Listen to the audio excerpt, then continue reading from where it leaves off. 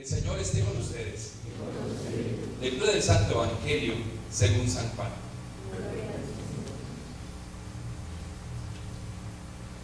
Cuando se acercaba la Pascua de los judíos, Jesús llegó a Jerusalén y encontró en el templo a los vendedores de bueyes, ovejas y palomas, y a los cambistas con sus mesas. Entonces hizo un látigo de cordeles y los echó del templo, con todo y sus ovejas y bueyes. A los cambistas les volcó las mesas y les tiró al suelo las monedas. De los que vendían palomas les dijo: quiten todo de aquí y no conviertan en un mercado la casa de mi Padre. En ese momento sus discípulos se acordaron de lo que estaba escrito: el celo de tu casa me devora. Después intervinieron los judíos para preguntarle: ¿qué señal nos das de que tienes autoridad para actuar así? Jesús les respondió: destruyan este templo y en 3 días lo reconstruiré. Replicaron los judíos: 46 años se ha llevado a la construcción del templo y tú lo vas a levantar en 3 días. Pero él hablaba del templo de su cuerpo. Por eso, cuando Jesús resucitó de entre los muertos, se acordaron sus discípulos de que había dicho aquello y creyeron en la Escritura y en las palabras que Jesús había dicho. Mientras estuvo en Jerusalén para las fiestas de la Pascua, muchos creyeron en él al ver los prodigios que hacían. Pero Jesús no se fiaba de ellos, porque los conocía a todos y no necesitaba que nadie le descubriera lo que es el hombre, porque él sabía lo que hay en el hombre. Palabra del Señor. Pueden sentarse.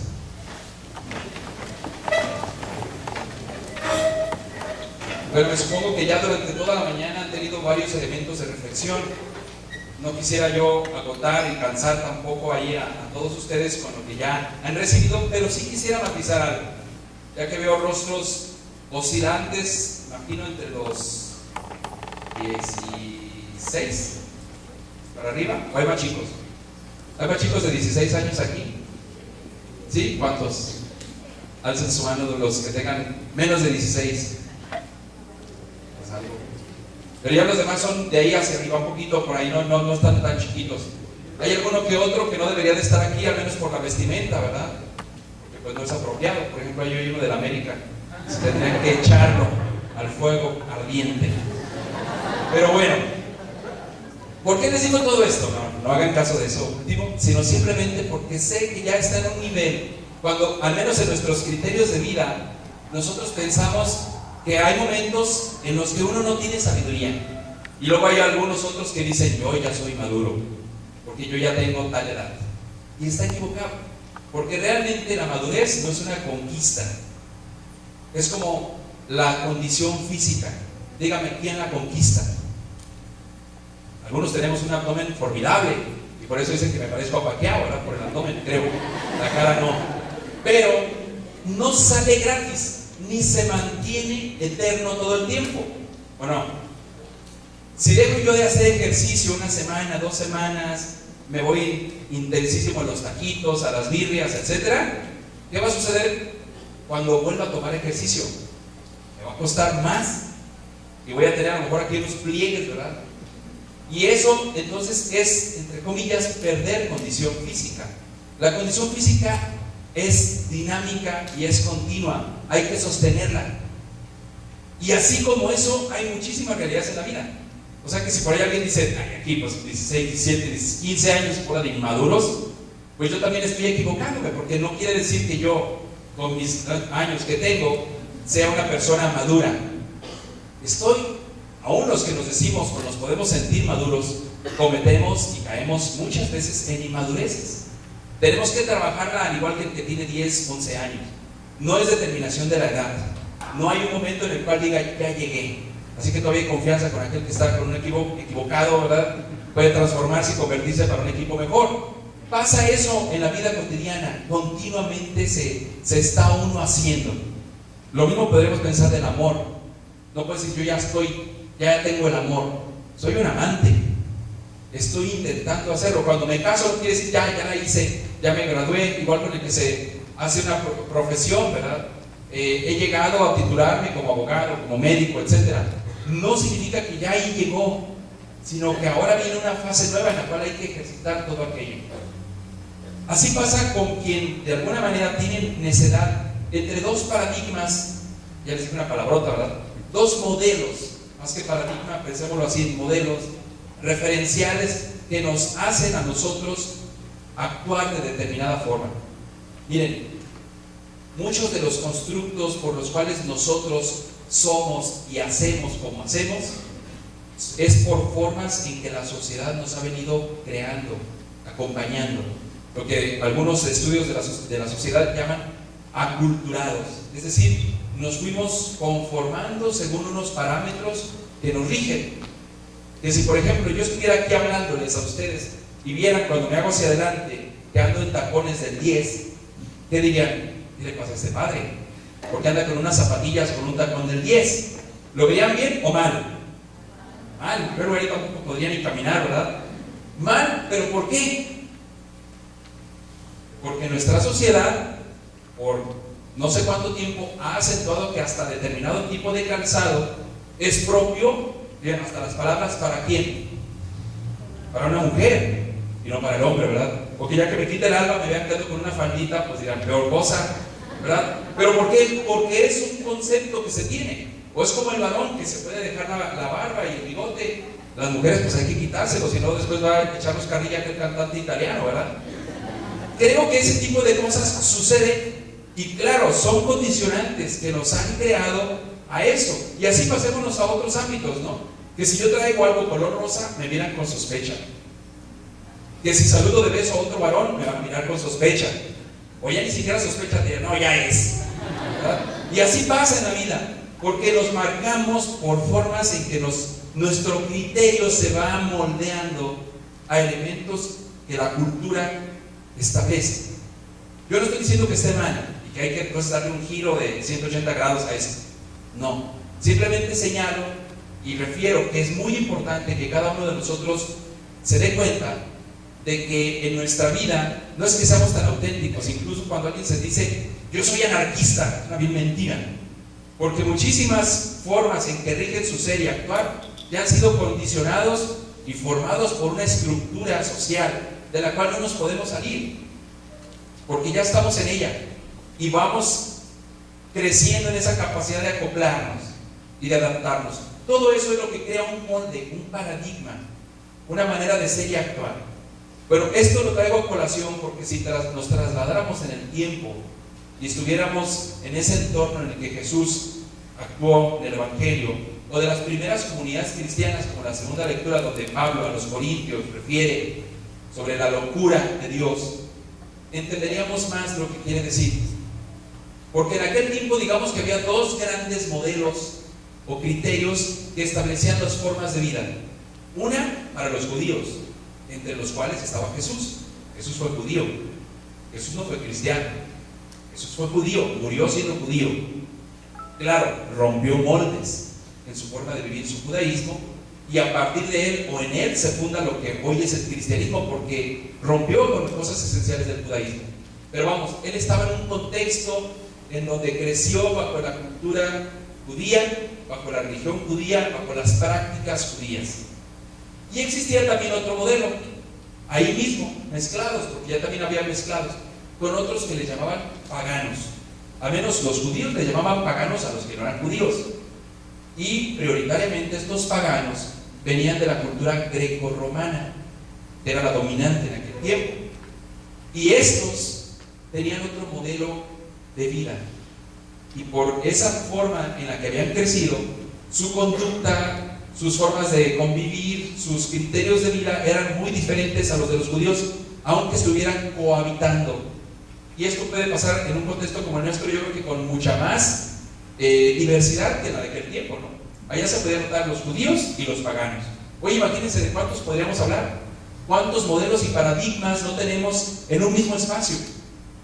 Y aquí mismo, aunque hay una realidad más homogénea, más parecida, se parecen más o menos todos, ¿verdad? Pero hay una diversidad también en gustos. Si yo dijera, párense los que les gusta la banda, se pararían algunos, otros por vergüenza no, ¿verdad? Otros orgullosos dirían que sí. Y luego diría, los que les gusta el ska, se pararían otros, los que les gusta el reggaetón, otros, los que les gusta la música clásica, todos se pararían, ¿verdad? Y así, es muy diverso por los contextos en los que hemos crecido. Pero había dos grandes formas de entender, y ya aterrizo un poquito más en la segunda lectura.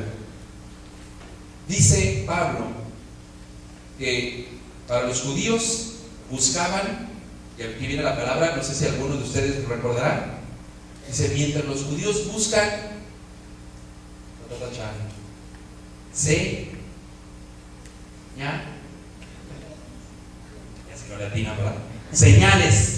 señales, buscan señales, ¿verdad? Para entonces decir, si este es el camino, si esto es lo correcto, esto es lo que se tiene que hacer. Mientras estos buscan señales, los paganos buscan sabiduría, ¿verdad? Unos la sabiduría, otros las señales. Son dos modelos muy distintos. Es decir, los judíos se regían mucho con profecías, ¿no? Los profetas anunciaron que vendrá el Mesías cuando se vean estas señales. Entonces, obviamente estaban en esa búsqueda de señales para verse liberados por fin de los romanos. En cambio, los paganos, si nombrados por los judíos, buscaban la sabiduría. Es decir, que todo quede claro desde la mente, que yo posea la verdad desde acá. Podríamos decir pues que estaban estos dos polos, y de pronto dice Pablo, Jesús dio al traste con todo aquello y entra en una tercera vía, en lo que para unos es escándalo, para otros es locura. Para los paganos es locura esa forma de ser cristiano, están locos. ¿Cómo hacen esas cosas? ¡Qué bárbaros! En cambio los judíos se escandalizaron. Y en Jesús, si lo vemos, tanto la locura, el juicio de locura, como el juicio de escándalo, fue lo que le llevó a la cruz, porque escandalizó sus paisanos judíos y fue considerado loco, un demente para los romanos. Pero ya después viene Pablo con todo aquello. Yo quisiera aterrizar esto un poquito en nuestro contexto actual, bajo estos dos modelos de pensamiento y de criterio, lo de la búsqueda de señales y lo de la búsqueda de la sabiduría.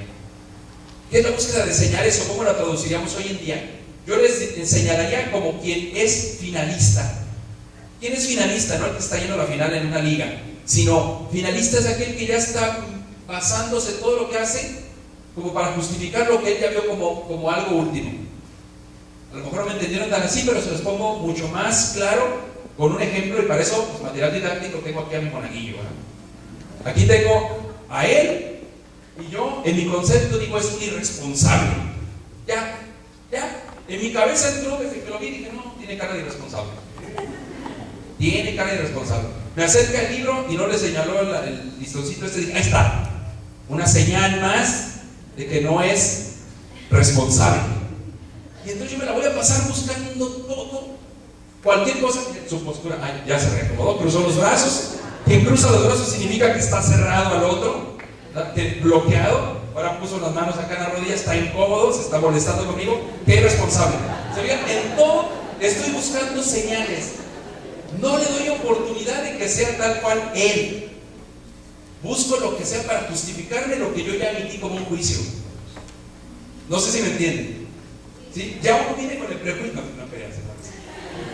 Ya uno lo pone allí de antemano y después va a buscar todas las señales, o se las va a inventar, las va a adaptar, las va a modelar para que él ya las tenga como una forma concreta de decir que aquel es o la situación es así. Cuando uno es finalista, por ejemplo, si es fatalista y lo ve todo como desgracia, cualquier elemento lo ve así. Amaneció nublado, ahí está. Ya voy. Ya, y entonces es un pesimista bárbaro, ¿no? Porque todo lo está viendo así. O al contrario, ¿verdad? Si ya él siente que la chica que la vio aquella vez y dice, no, con esta me caso yo, ya todo, y dice, hasta yo le gusté, así es todo. Y no da oportunidad. Y lo que entre fuera de esos parámetros se cierra. Y a veces nosotros podemos caer en eso. Lo mismo pasaría hacia el lado opuesto de quien busca la sabiduría. Es decir, yo tengo el control de todo, yo lo sé todo y le doy razón a todo. Por eso de pronto dicen, eso es locura lo que el cristianismo pasó en relación a la sabiduría de los paganos. Hay cosas totalmente distintas. Y nosotros corremos ese riesgo de hoy en día sentirnos unos buscadores de señales, pero no de esas señales auténticas, sino aquellas que yo quiero encontrar para justificarme. O bien nos pretendemos ser sabios, en cuanto que caemos en el tercer grado de ignorancias. Fíjense que hay 3 tipos de ignorancia, y con esto ya termino. Primero es la ignorancia culpable. No sé, pero porque nunca tuve acceso a poder conocer, o nadie me dijo, nadie me informó, por tanto, bueno, pues sí soy ignorante, pero soy no culpable por eso. En cambio, el ignorante culpable es aquel que ignora, aún teniendo, porque tenía la posibilidad de conocer y no quiso. Me pusieron ahí la cosa para que me enterara y no quise, ahí sí soy ignorante culpable. Ya llevamos 2. En cambio, la tercera, que es la peor de todas, es ignorancia de la ignorancia.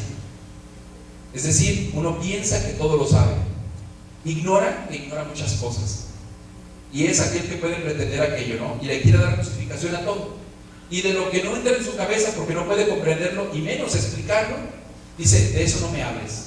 Es lo que hoy en día llamamos agnosticismo, ¿no? Ni siquiera ateos, hoy diríamos agnóstico. ¿Sí? No me hables de aquello que no tiene sentido hablar. Ya ni siquiera hablan de lo tangible, de lo material, sino simplemente de lo que no puedo explicar, porque está fuera de mi alcance, por tanto no existe. Así de fácil se descarta, ¿no? Estamos en esos 2 juegos. Ustedes y yo estamos en un contexto social en el que nos encontramos con estos 2 jaloneos. Aquellos que ven todo predestinado y marcado y que por eso van a aparecer señales, y si no, pues no, y hazle caso a ellas. O aquellos otros que son agnósticos y que si no entra todo en las categorías mentales que nos enseñaron en la academia, va afuera. Yo creo que estamos nosotros hoy en una encrucijada de encontrar esa tercera vía, esa que desde el principio existe y a la cual estamos llamados. Bueno, pues les invito a que esto lo coloquemos de veras como una sensatez el día de hoy para buscar y encontrar aquello que estamos llamados. Y ustedes van a dar un paso, ¿verdad? Yo aquí termino con esta parte, de la primera parte de la Eucaristía. Ahora ustedes van a dar un paso bajo lo que es, en este panorama, en este contexto que nos encontramos, cómo actuar. Y para eso, bueno, pues tienen un momento en el que harán esta colocación delante de Dios de su voluntad, tratando de ponerla a la par de la voluntad divina.